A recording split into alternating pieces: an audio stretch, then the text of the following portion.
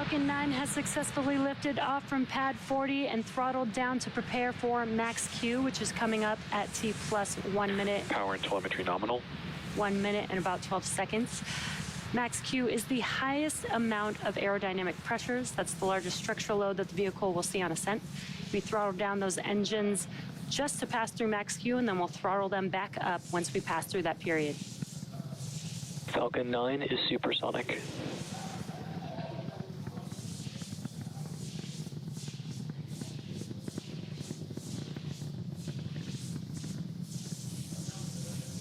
Maximum dynamic pressure. And great news, we have passed through max Q. You're getting some excellent views there on your screen. Next up, we have a few events happening back to back. That will be MECO, stage separation, and SES1. MECO is main engine cutoff, and that's where we'll shut down all 9 of the M1D engines to slow the vehicle down in preparation for its next event, which is MVAC chill has started. Stage separation. And that's where the first stage separates from the second stage. Right after stage separation, the first stage will begin its journey back to Earth for landing on our drone ship, a shortfall of gravitas. And during that time, stage 2 will continue on its journey with that third event, SES1, or second stage engine start 1.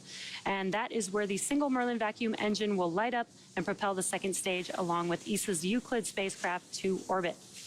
In addition to these 3 major events, the fairing halves will separate less than a minute after SES1, so keep an eye out for all of those events coming up here in just about 15 seconds or so.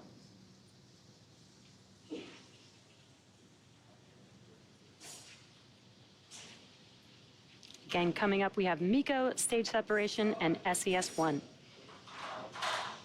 Main engine cutoff.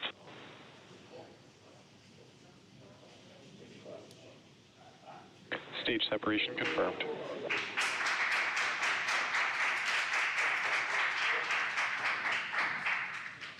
MVAC ignition.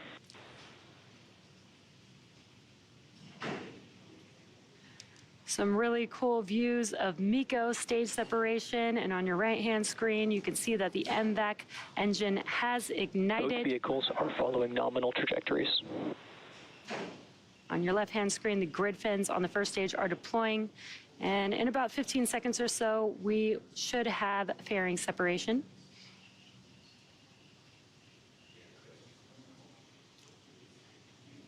And a very cool view from the ground.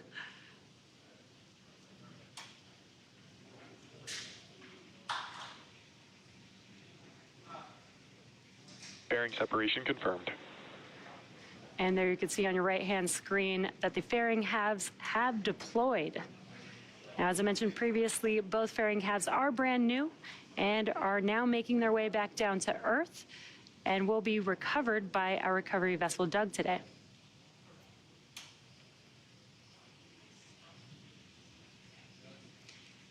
It is T plus 4 minutes into today's mission, and in order to complete today's landing, the first stage has 2 more burns left.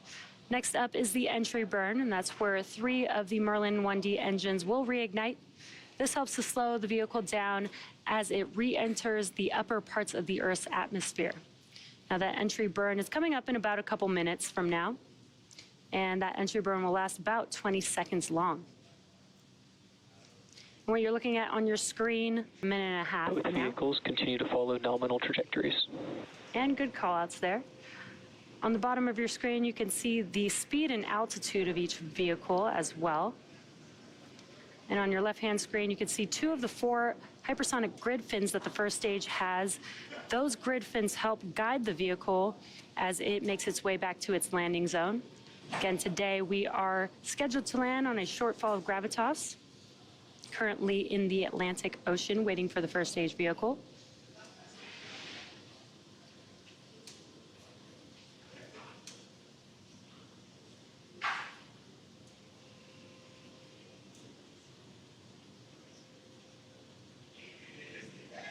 And on your screen, you're getting a great view from the second stage with the MVAC there and the Earth looking amazing in the background. We're just about 20 seconds away from the entry burn on the first stage vehicle.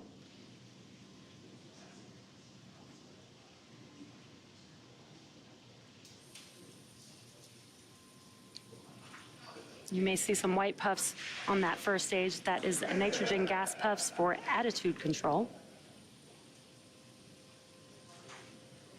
Stage 1 FTS has safed.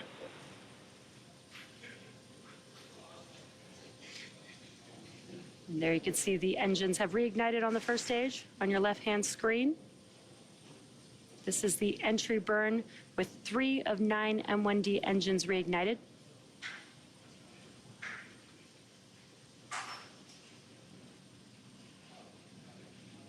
And you can see that those engines have shut down. That concludes the entry burn for the first stage.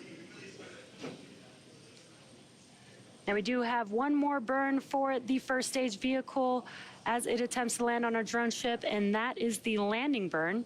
It will just be a single engine, the center E9 engine reigniting, and that is enough thrust to help slow down the vehicle to enable it to touch down on our drone ship. Now during the first stage landing burn, the vehicle will be landing for its second time. Stage 2 FTS has safed. Stage 2 terminal guidance. The vehicle will be landing for its second time today, and just before the landing burn begins, we will also have SECO 1 on the second stage. That is second engine cutoff 1. That's where we'll shut down that MVAC engine on the second stage. This is the first of 2 burns for this mission, and that is coming up here in just a few seconds, followed by the landing burn about 20 seconds after that.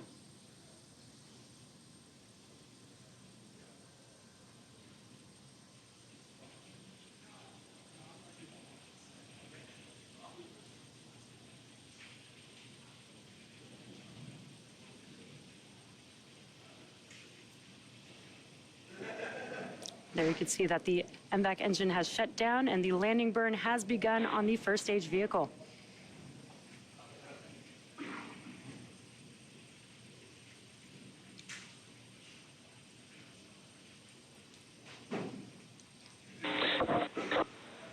Expected loss of signal, Kate. Nominal orbit insertion. What an incredible clear view of Falcon 9 touching down on a shortfall of gravitas. This landing marks the second successful landing for this particular booster and marks our 204th overall successful recovery of an orbital class rocket, including both Falcon 9 and Falcon Heavy first stages.